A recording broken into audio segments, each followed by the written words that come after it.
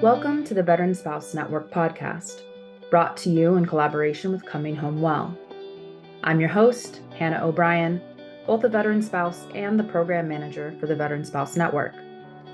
On each episode of our show, I will host different guests to learn more about the stories, unmet needs, and resources available to our military and veteran families. We're the show that's making space for your stories, so that here you know you're never alone. Hello, everyone, and welcome back to this month's episode of the Veteran Spouse Network podcast. It's December, and that means we are knee-deep into the holiday season. And while the holidays can be a joyous time where we're relaxing and celebrating and spending time with our families, it can also be a challenging time. It can be stressful, it can be sad, and it can even be lonely. And if you're an active duty or veteran family, there may be some unique factors at play that can tip the scales a bit and make it a little bit more challenging. But that doesn't mean there aren't ways to navigate and manage those difficult pieces to bring the enjoyment back into the season. So with that in mind, I am very excited to introduce our guest today, Emma Martin, who's going to share her own story and talk a bit about some of those unique military veteran family considerations that they face when navigating the holidays. So Emma is a veteran spouse. She's also a peer leader with us here at the Veteran Spouse Network and is the CEO and founder of Full Focus Coaching in Florida. So Emma, we're so happy to have you here with us today, and I'd love to just turn it over to you to have you tell us a bit about you and your family. Thank you. I'm so happy to be here. Honestly, I wish we had some more resources like this when we were active duty in the earlier years because we were young. My husband and I met at a high school, and I think we were 17 when we married, had our first kid at 17. 2001, it was July, we had our first son, and then 2001, September 11th happened. And I think pretty much till almost his 20-year career in the army, he spent um, deployment after back deployments back to back, and um, we have 4 kids. We actually have 2 now in high school. We have 2 serving active duty. I have a daughter actually stationed in Colorado, and one at Fort Liberty, which is former Fort Bragg in North Carolina. Um, I think a little bit about our background, I guess, is we had kids young. We had both came from different family lines. We His mom was actually a minister. My family, my grandpa was a pastor, but the family dynamics were totally different, and what all that means. And I guess we'll get more into that as we get further in. But it was very difficult being young, and being that we were at war, and being that we both had no idea what we were doing. Absolutely. Yeah, stack everything on top of each other. And if I'm right, y'all got out in the last couple of years, right? Yeah, he just retired 2 years ago, and now he got out of the army, now works for the Air Force, and we're stationed, not stationed anymore, but we live outside of MacDill Air Force Base in Tampa, Florida. Very cool. And yeah, you're absolutely right. As we talk about the holidays, family dynamics are a big piece of that, whether you're military veteran or just any family. But before we get into that, I mean, holidays can be a fun time. So I'd love to hear what your favorite part of the holiday season is. Favorite part, I would say it's probably, we used to get with our family in Tennessee. So when we were stationed at Fort Campbell, we would actually go up to Opry Mills and actually tour the lights there. And then they have a river walk. So it really was about spending time with family, I think, is kind of my family tradition. It shifts over time, but yeah, holding strong to that.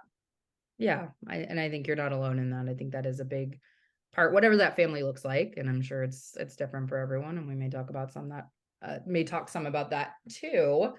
I know I totally agree. For me, it's definitely family, and that changes over time, how that looks, how you interact, and especially when your own family is going through major changes of their own.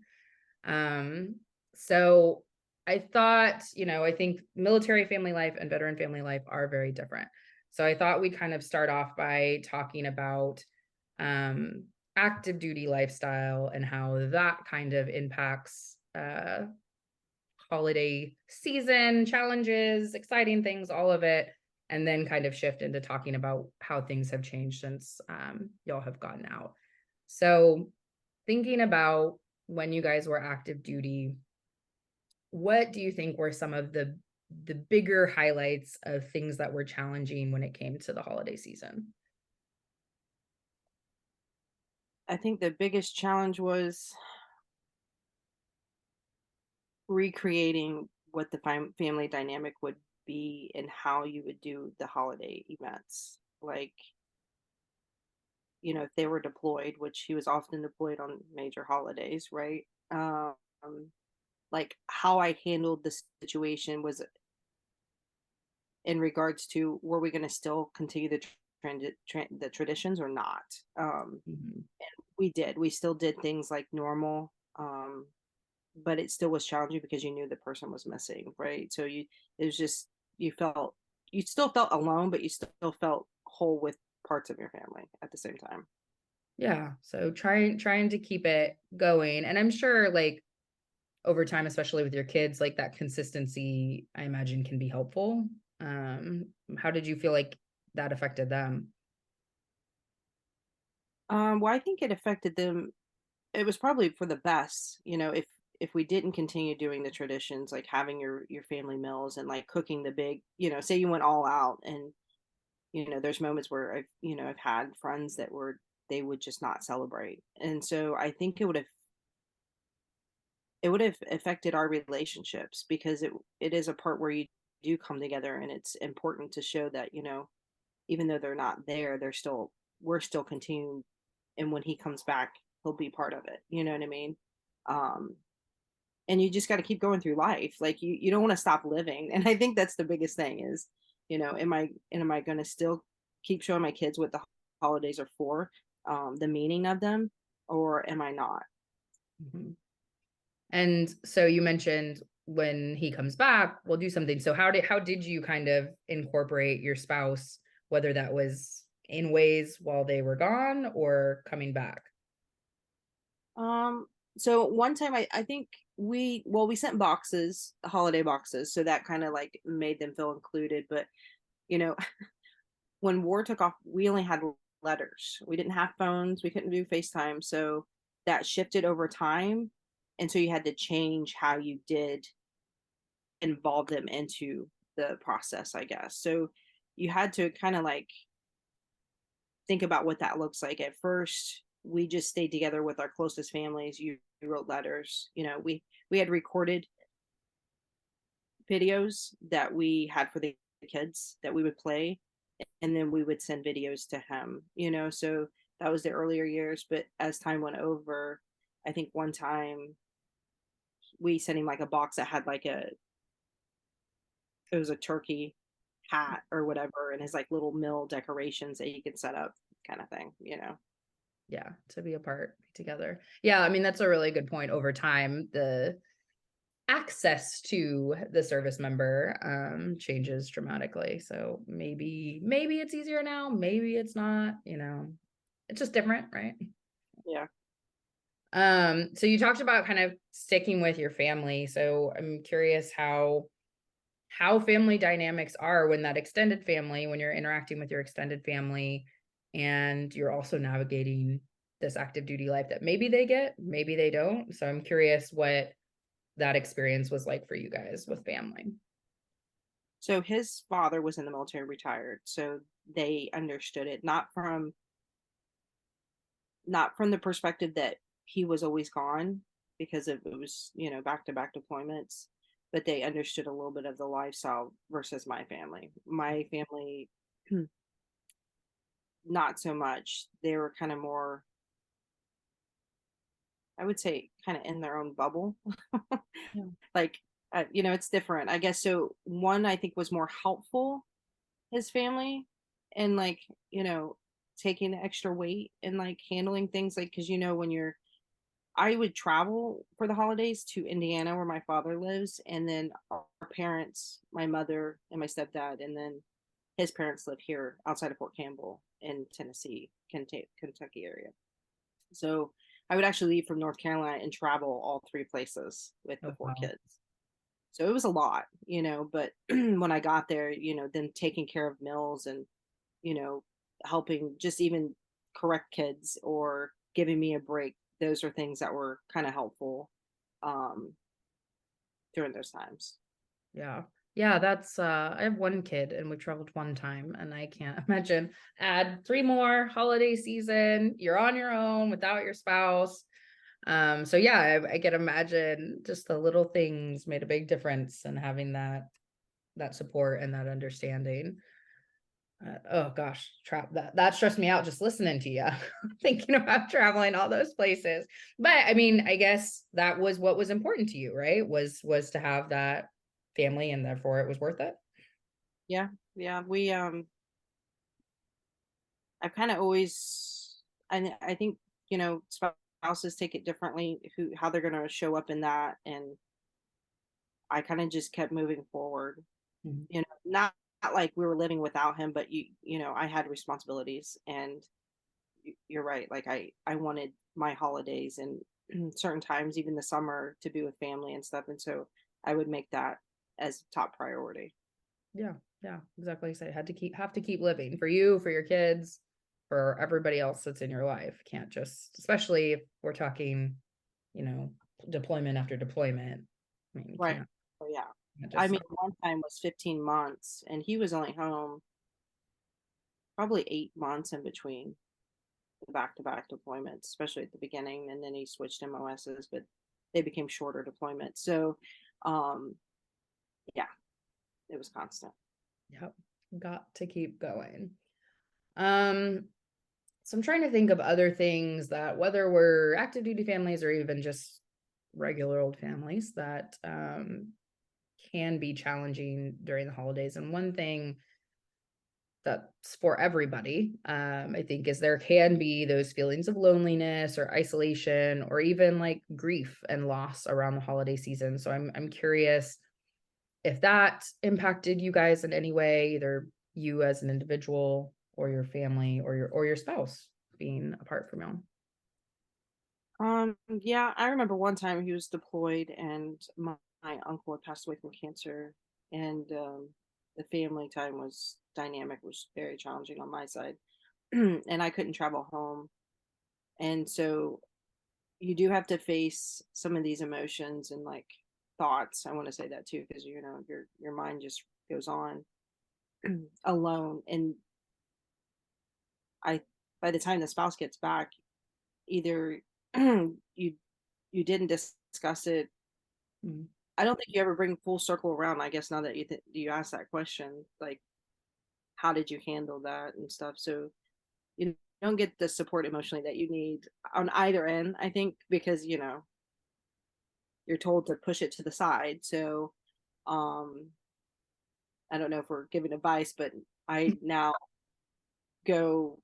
I'm very particular about what I ask, and like if something's going on, about what questions, and making sure that we are addressing things and not letting them go by and get too far removed from us that they will surface later, if we didn't go through it. So Yeah, absolutely. And especially I imagine as not being able to do that for so long, it becomes even more important post service. it's Um, actually a bad habit. yeah. Now that I think about it, so setting good habits before. Yes. But I mean, to give yourself a break, a learned habit, like exactly like you said, because the culture and the deployments and the service are demanding that both of you are able to separate and stay focused, and you just keep going on and he does his thing. And we hear that a lot, right? It's like it has to be that way to some degree. And I think even you and I had this conversation when we were together a couple weeks ago of like trying to find a better way for couples to communicate so that it's not just all on pause until they come back. But that's hard to do. Yeah, I'm not sure I figured out the how much is too much. Mhm. I definitely think communicating in healthy ways, even if you're just feeling certain way and writing it.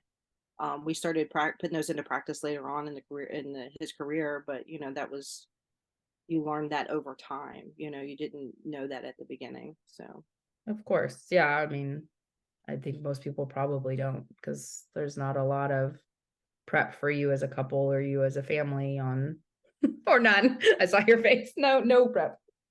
I'm like, prep, no, gosh. And I'm a long-term planner, so I'm like, surely other wars have been through this. Like, people have been through this in other wars, and there's things to learn from. So I'll, start researching anyways and get lost in the Yeah. all. There's got to be a better way. And you guys had a long career to try and figure out, for your own relationship, for your own family, like how to make some of this stuff work. And it's probably why you're still here. still a family unit. Um, but yeah, I mean, we talked a little bit about your children, but is there anything else you felt like was either especially challenging for them, whether it be being separated or just anything related to specifically the holiday season as a active duty children?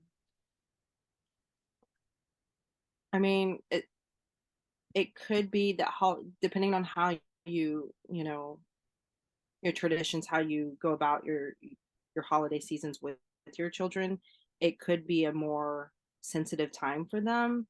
Um, I know that each one of my kids handled the deployment differently, but our youngest went through where he had hives. Mm, And so it just made me think like, and even knowing that every kid handled it differently, I would probably be even more put myself more on a awareness of the holidays are going to be harder and making sure that I know how they're feeling during the seasons and like what way inviting them to think of what ways to would help them feel part of the family with their dad gone. So I think I would have done that more looking back, but now it's a little different, you know. yeah. So No, I that love that. Like inviting them to think about that. I think that can be a huge help because then you're not just assuming how they're feeling, you're checking in with them and also helping them think of like problem solve. Like how can we address this? How can we make you feel more connected? I love that. And now you have active duty kids of your own. I'm curious, how do the holidays look now? oh, it's crazy. Yeah. Well, so I just lost recently my grandma and my aunt in like the week span over the summer. And so this year we decided to come home for Thanksgiving. So with the two active duty soldiers, your time is limited, your distance is limited. Um, and this year I really Joe, my husband and I discussed it like what does it look like with having two kids out, then two kids and we really want to all of us to be together. But I told him, I was like, these are my expectations, but I just want you to know my expectations, but I know that this may not happen. Mhm. So two of our kids are not coming home, which are the ones active duty, because there's just too much going on.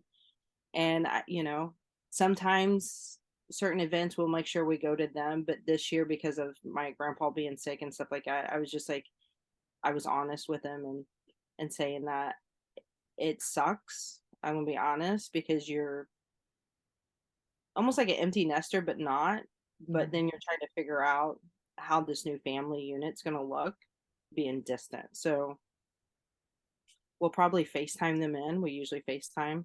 So that's kind of what our Thanksgiving looks like this year. I don't know next year. I should be a grandma next year. So things are already shifting again. So, you know, Yeah, I've even had some of those own conversations. Yeah, when babies entered the realm, it changes. We sometimes will go to I'm here in Austin, sometimes we'll go to San Antonio. When my grandmother lived there and she passed last year.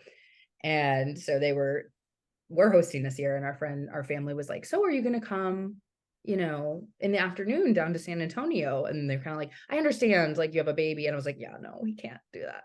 Like, I just want to be home, right? Babies change everything. So yes, and almost congratulations. That's so exciting. Thanks. So So we'll we'll see. see what next year looks like. It's always shifting. I guess the military does prepare you for that. Hmm. You have to, and you have to, being a, I guess, driven type A person, I learned early on to be flexible, slow down, just embrace where you're at. Now it's taking 20 years. So for everybody out there, it, give yourself grace. It's Yeah. going to take time.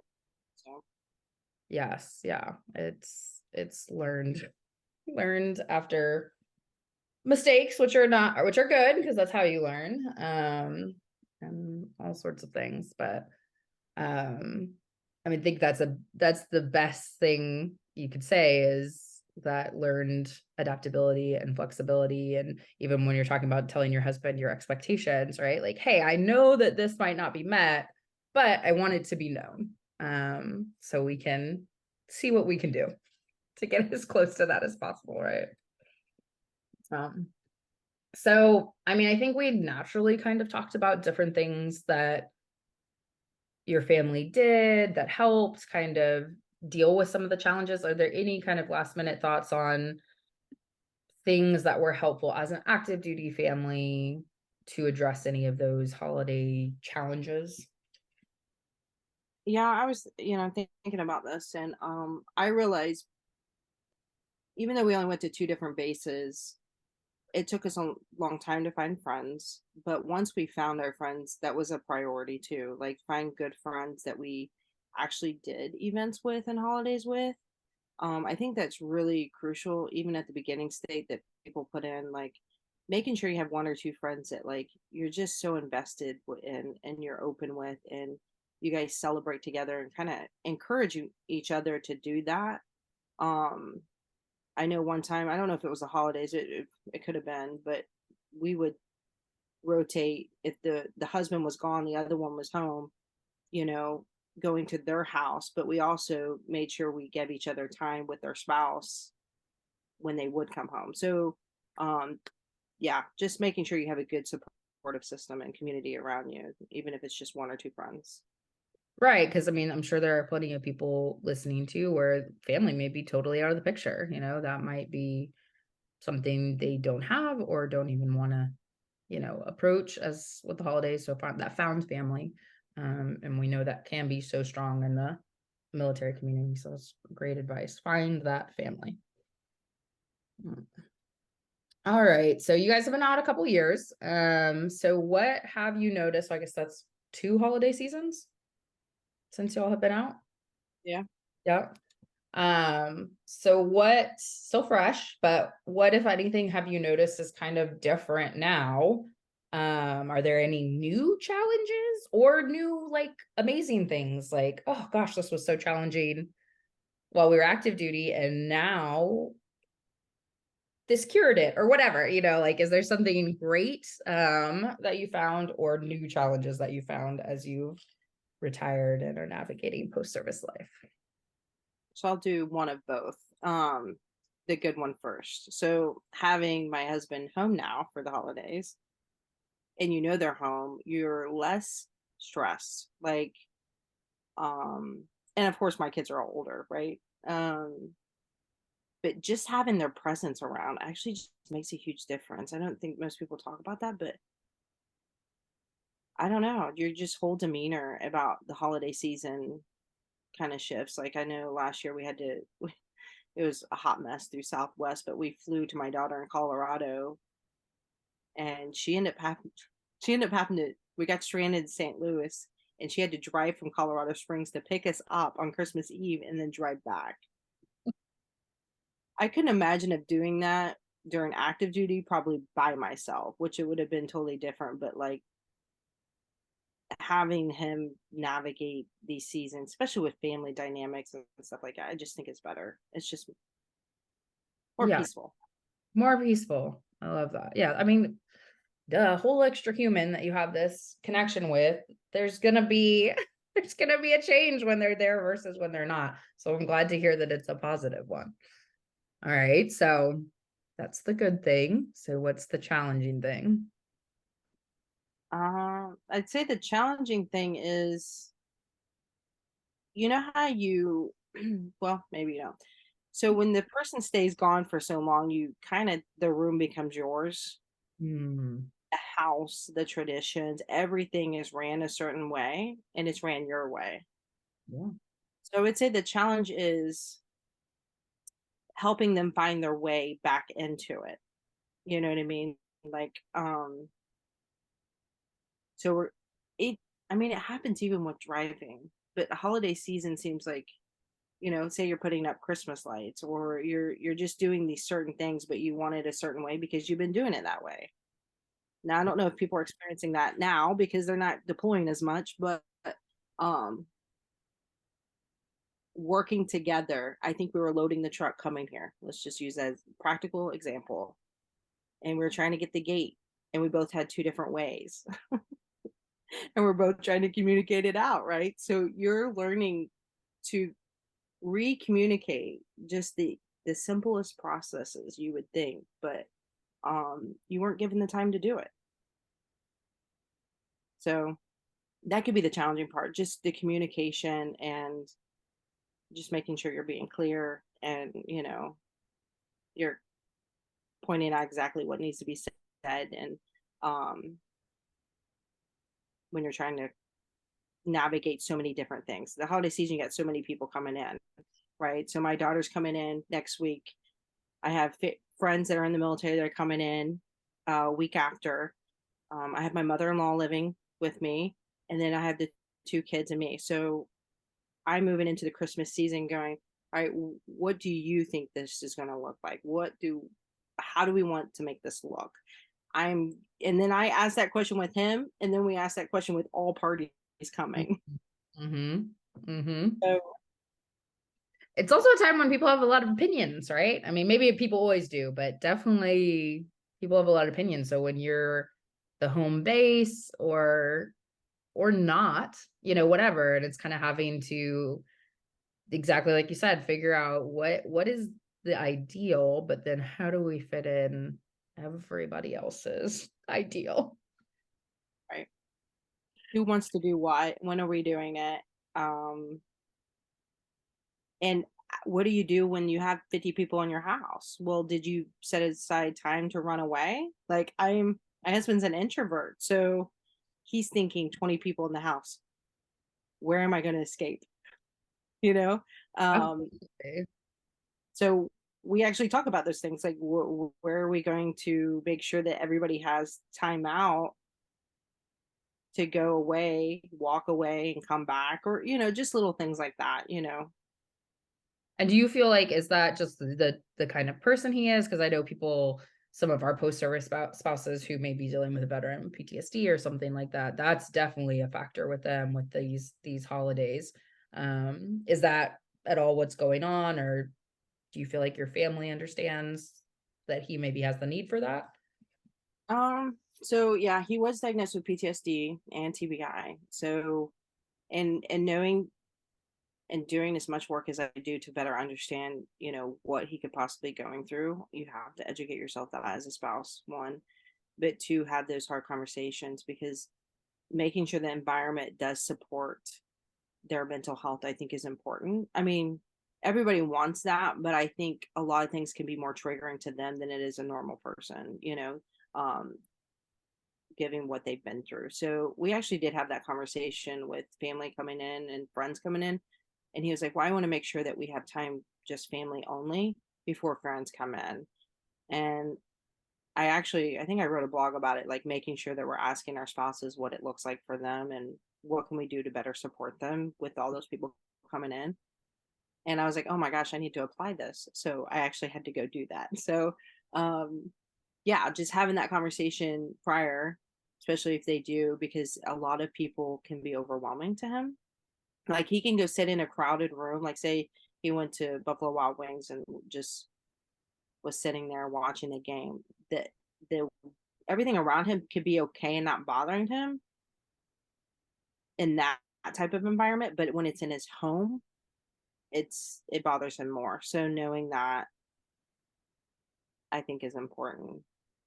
It is, and that's good that y'all can have that conversation in advance. And I know that I think that's a good, lesson or a piece of advice or whatever people want to take from it. For spouses who maybe are acknowledging that that's happening, but maybe not having the conversation. I know my husband has PTSD as well, and that's definitely a factor. He's actually a pretty social person. I see it more with him, like he has a lot of expectations, and he doesn't handle when things don't like meet those expectations. He doesn't handle that very well. And so trying to kind of we have a lot of conversations and communications, like almost like you had just said, of like, here are my expectations. Okay, what are your expectations? But here's how we need to be able to be a little bit more flexible, or like, if this doesn't happen, that's probably not going to happen that way, right? And that's okay. And especially for us, it's our kids' first holiday season. So you're actually reminding me, we probably do need to have this conversation, right? And just make sure I know what his expectations are, know what mine are, and then make sure we're going to be okay. We'll say when, right? When they don't go as planned, because that's probably going to be what happens. So yeah, I mean, communication is key. I think that's the biggest takeaway, one of the biggest takeaways I'm getting from you, and I definitely second, with your spouse, with your family that's coming in. Because yeah, it's life is stressful, and then holiday season, and then all these other things we're talking about, just stack on top of one another. Um, So I think we talked about a strategy. I mean, I think that is the strategy, but anything else that you feel has been unique to post-service life around this time, or something you found really helpful for you and your family? Yeah, I guess I'll mention, over the years, I realized that, the spouse view of the holidays and gift giving and what that looks like, and financially, I know this is going to be a big huge topic, but I think it should be addressed. The veteran that's been gone or has been diagnosed with PTSD or anything else, can be experiencing guilt, and I think that can be overwhelming in making some of these decisions that they feel like it needs to be over the top or overly big. And I think that realistic is kind of out the window, and that's why it's so important to talk about every, you know subject matter, like financially, because now we actually talk about, like, not spending as much money and just focusing on what the value really is that we want to happen during this time. And it's really not materialistic, and that's fine if people are gift givers, and that they love to do that, but we know that it's the individual's values on top of the family's values, and then how we all act that out within the family unit. And so that way the holiday is more implemented, more realistic expectations, and that's taken time, because Mhm. again, like I said, he responded out of guilt a lot, and he would one year bought dirt bikes. I'm like, we don't even have a place for dirt bikes, but you know what I mean? He just wanted to give them the world. And I understood it. Um, and from the spouse's perspective, just talking with them about that, like, the kids really do value the relationship more than anything. And I think that is the most important thing. And so when you keep that at the center, that will help you navigate even those other hard conversations. I love that. Because yeah, I mean, let's be real, kid loves a dirt bike, but they I love their know. dad.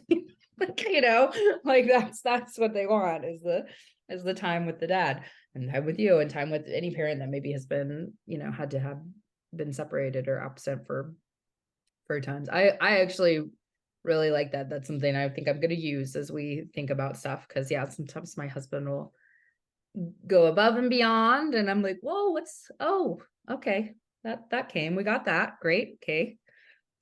I'll pivot a little bit on whatever I'm doing, so people have been asking us what our daughter wants. She's 7 months old, and I'm like, do we need to get her gifts, like all we do is buy her stuff, and kind of just thinking maybe we just let other people do that, and it's more about just the other traditions and the time together, and um you know invest in those things. So I think that's really cool, thinking about that, and that actually makes leads really nicely into, um Emma, you shared, from your coaching business, you shared this PDF, kind of a toolkit almost essentially to help people kind of think through some of this, things we've been talking about, how to navigate the holidays. And one of those things that I noticed on it was a lot of like exploring those values, what's really important to you, what's important to your family, to kind of help you figure out how you want to go about this and what's best for you as an individual, as a family, etc. So this is a PDF, a guide I'm going to share as we put this episode out, for everyone to access. But I'm going to see if there's anything specific from that, you'd like to call out or speak more to, so people can kind of get an idea of how that could help them.